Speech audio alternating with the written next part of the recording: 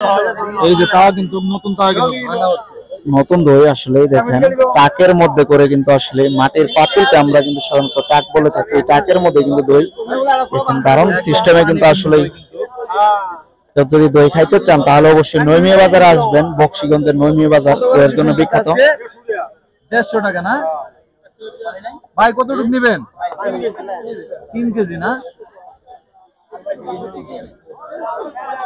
ভরাই দেন। কিন্তু 150 টাকা কেজি করে আসলে।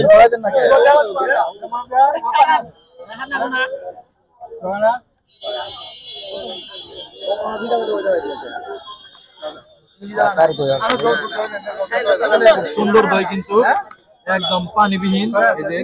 বাজারে কিন্তু দারুণ সিস্টেম আসলে দেখেন সবাই কিন্তু মানে দুধ বিক্রি করা থেকে বাদ দিয়ে তারা কিন্তু আসলে দই বিক্রি করে আসলে এই মানুষকে নতুন ভাবে একটি আলাদা স্বাদ দেওয়ার তারা চেষ্টা করছে আসলে দেখেন।